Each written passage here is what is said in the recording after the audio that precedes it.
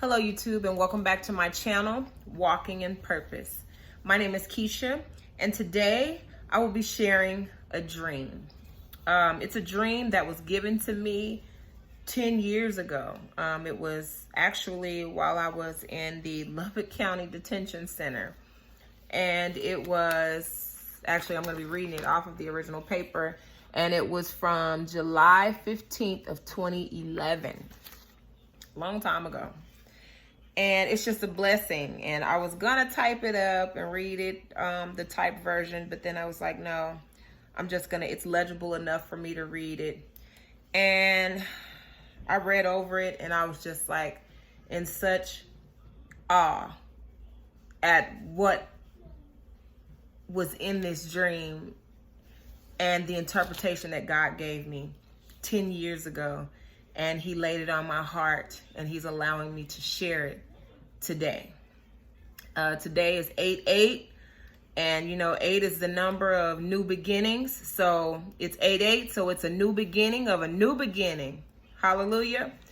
And also in 2017, a pastor prophesied to me and told me that he's seen me standing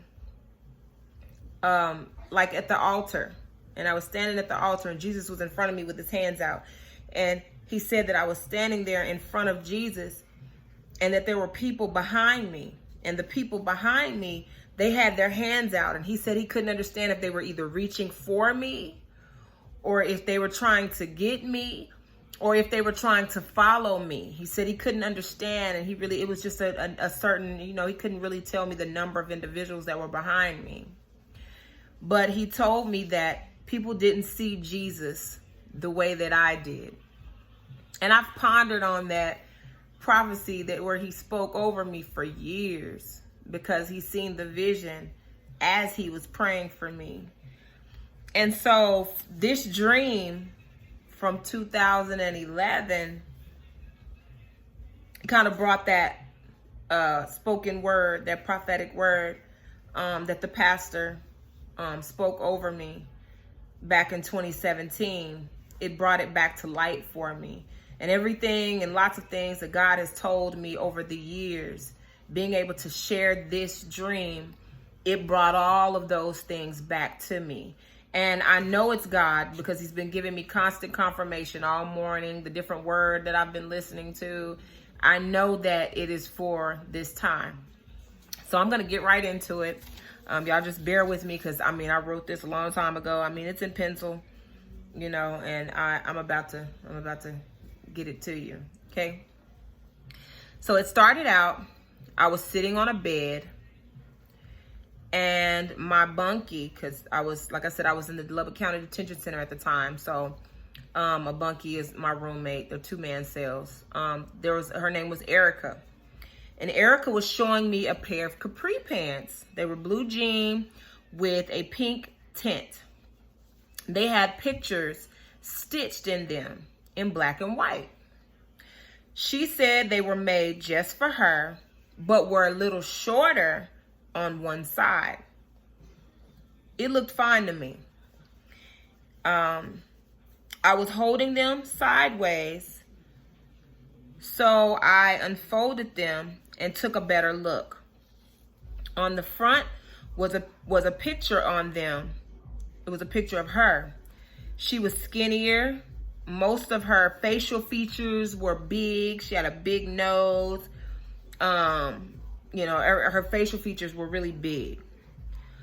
I told her I could see that. But on the back was another picture of her, not so close up, and a video screen. And on the video screen was playing her boyfriend's music video. You know, we used to talk a lot. I'm not exactly sure. The video started out in a store that looked like a wooden outhouse, just larger. The customers were some very young kids of all races buying expensive name brand clothes. One name that stood out was Sharon Underwood. You know. The store clerks were police officers. After the last sale, the one at the register needed change. So he called outside to one of the knuckleheads, as he called him. And this little thug looking boy came in from a cluster of boys outside and gave the officer 2 large stacks of folded cash. The officer handed it to the little boy with a smile. Then I got up as the video finished playing and walked outside of the door. Holding up the pants, I showed the video to my brothers who were younger and with some other kids. And we were in another big city. It was like the dream changed. All of a sudden we were in another big city. And I would say it was like maybe Detroit, Michigan or something like that. And I handed the pants to Erica's boyfriend to hold for them so that they, he could hold the video up for them. And I walked towards some people sitting in lawn chairs. Some other guys sat further in a corner. There was one with dreads, and he made a remark towards me. And I flashed on him, like I got angry. I went off. Then said, yes, that's me all the time, all day, every day. Like I'm letting him know, like, hey, whatever you saying, I'm ready in the dream. He got mad and got up and went into the building that I had just came out of. The others, they just looked. Now where I was standing, a girl, not sure who she was, asked if I had my gun. Actually, she asked before the guy with the dreads had walked back into the building. I told her, yes, don't I always? And I pulled my Coach purse up on my shoulder. I then searched around for the kids that were there with me, the kids that I was showing the video to earlier, so we could leave. I picked up my daughter, Nana. So at the time, she was a child. She was in 2011. She had to be no more than 2. But I picked her up and the kids that I could find, and we left. I asked one of my brothers, Alan, my brother Alan, I asked him, where were the others? He told me that they walked off to rob the police cars with some little fat boy. 2 of the kids with us lived there. I asked one if he knew how to get home. He said no. I asked the other, and he said yes. So I asked him if he was sure. Then he said no. So I turned and walked through this hole in a gate.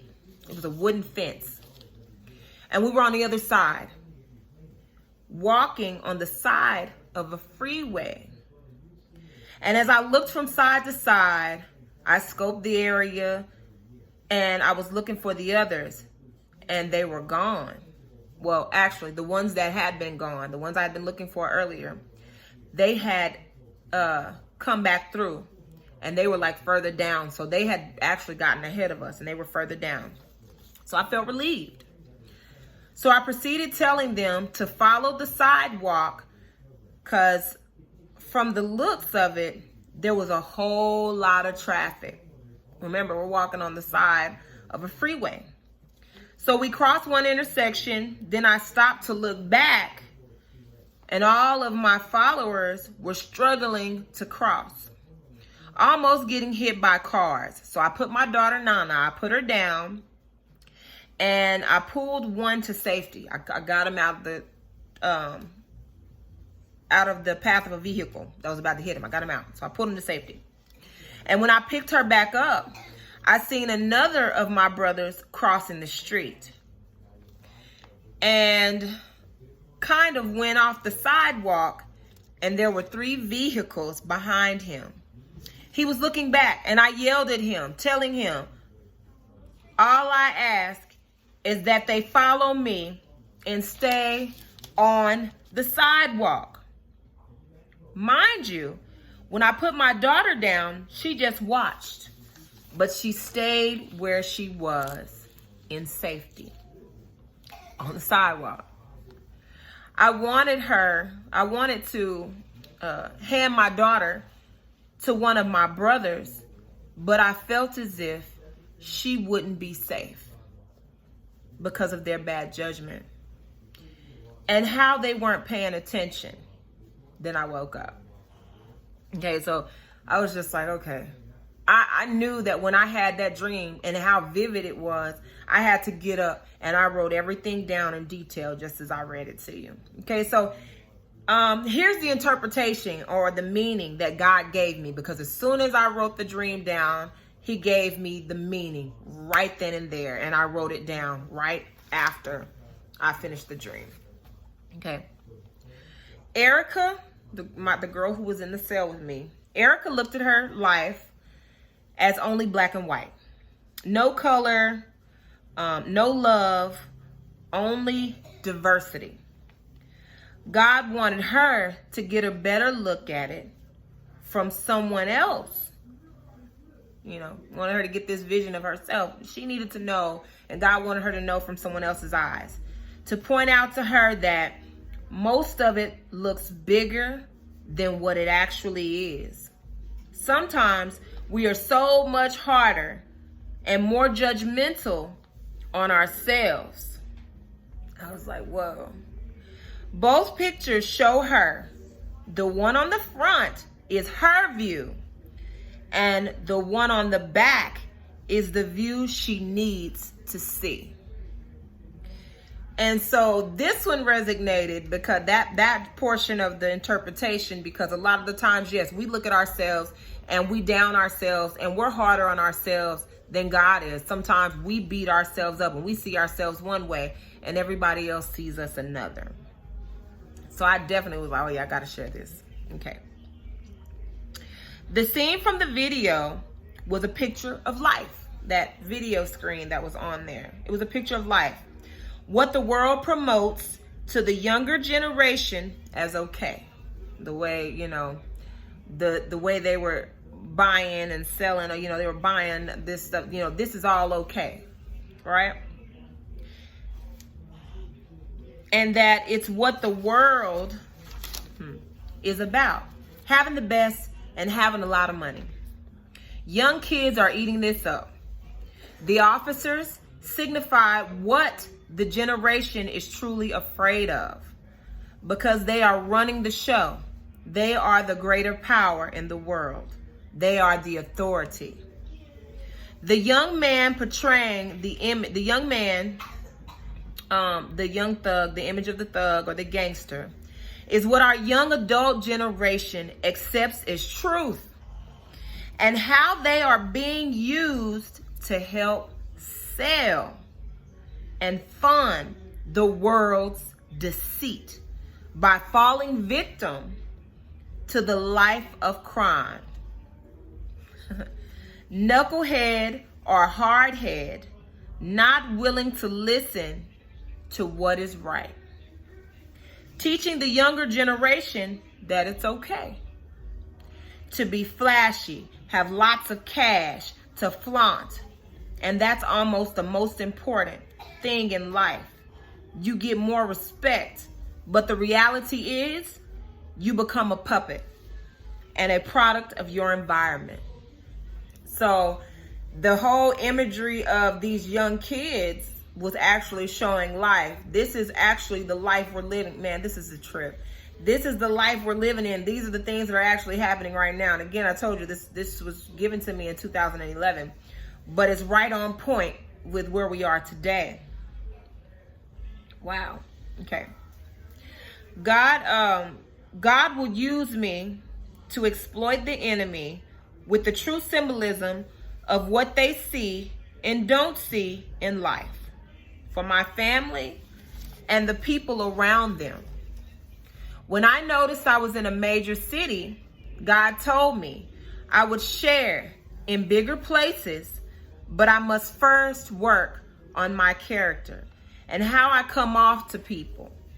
One group accepted me for who I was being always on the defense, which was the little girl asking me if I had my gun. And I was like, of course I do. You know, that group accepted me. But the other group was offended and got upset, which was the guy who was sitting there when she asked me that. He didn't know me. So he got offended by me trying to be who I was and who I always thought I knew or knew that I was. He got offended, and so it made him upset. So I must also realize I have people watching me, and my behavior could affect their very safety. The part where I was looking for the others with us shows my concern and how easily young minds are influenced, because you just go off and do your own thing with a group. They influenced you to do the wrong thing, and you left what you knew. I didn't stop because they have to find their own way, like the prodigal son. The two I asked if they could take us to where they lived symbolized how some of us are sure we don't know where we are going, meaning heaven or hell. And some of us think we know, but are really not sure. So there are some that are sure they don't know. They're going to tell you, no, I don't know. The little boy that said he didn't know where he lived. And the second one who said, yeah, I know. But then finally was like, no. There are a lot of people today who think that they are sure of where they are in life and where they are with God, and the reality is they're actually very uncertain. And they'll say yes at first, and then later on they'll think about it and be like, you know what? No, actually, I'm not really all that sure. So that's what the two boys symbolized in the dream.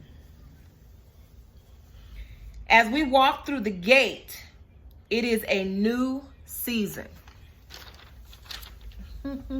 This is amazing. In the midst of all of the danger, there's a safe spot. And I think that is just resonates with where we are right now. Because we are stepping into a new season, a new dimension, as my sis called it earlier. Hey sis, a new dimension. We are moving up. We're moving into something different. Even though all this danger and all these things are going on, that was a simulation of the traffic. All that traffic, because we were walking along that highway, that freeway. So there is a safe spot. Following that path will keep you safe. That's following after Christ. Pick up your cross. Pick up your cross. The others found their way back to the right path, but I was the leader. My job was to lead them safely. It seemed easy considering the path was simple, but it still brought about difficulties. The path is in front of you. You know what you need to do, even though it seems hard. It's there. But of course, life does bring difficulties. It brings about difficulties. We just have to know that comes with life. That's a part of the territory. You got to stay on that path anyway. Some will have to pull into the path with force. Some of them I had to pull into the path with force. That's the one I pulled out of danger. That's the little boy that was saved in the dream. God was saying, yeah, that some will have to be pulled into the path with force, meaning fasting, praying. You got to cast out those demonics. You got to go in spiritual warfare, battle. And some I had to let them learn. Those are the ones that veered off, and they knew the right way, but my brother got upset with him in the dream, and I yelled at him because he veered off the sidewalk. But some have to learn. Some have to learn their own path. Not everybody can be saved. You can't save people. You can do your part, and then you give it to God. You don't stress yourself trying to bring people up to your level of understanding, because that's for God to do. You give what you feel like God put you there to give, and then when that's that, you keep it pushing. because God brings the increase. Okay. My children are also watching me, so I must be careful how I lead by example. Some were okay, but would venture off and look back, so the things behind would keep them bound.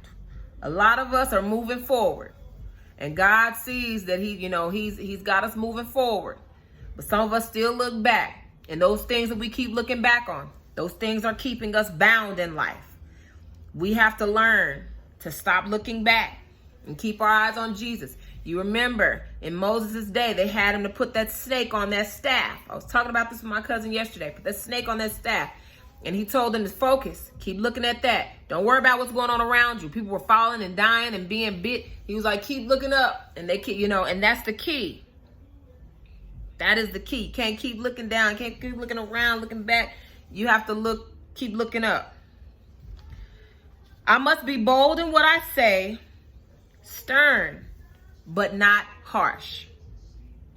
My daughter is going to be fine, and God is keeping her safe and out of harm's way. Despite others' bad judgment and lack of attention, He has her. And then I thank God for showing me and comforting me with this interpretation. I was thankful for this dream because it came at a time when I was struggling. I didn't know what God was doing. I couldn't understand it at that time. And I was in a lost place. And I wrote that down, and I've held it all these years because I couldn't quite understand why I had it. But now that 10 years later, He's allowed me to share this, it has so much more meaning. Because of where we are in life right now, because of the things that God is allowing us and blessed us to see. And here I am on this YouTube channel, speaking and sharing what God places on my heart. I know it was Him. This was my confirmation. I knew that this word was meant for this time. And I'm so thankful that God saw fit, that even though I went through many of the things that I went through in my life, He still saw fit to use me. I say that to say this: it's not ever too late to make a choice. It's not ever too late to make a choice to follow after God, to pick up your cross, despite of what's going on, despite of those who talk against you, despite of those who look down on you because of the choices that you have made in your past. You can't let your past define you. Like I said, one of these days I'm going to come on here and give my testimony. You can't let your past define who you are and who God intended for you to be. Because at the end of the day, God knows what He has for you. Plans to prosper you, not to harm you. Plans to give you a hope and a future. That's Jeremiah 29:11.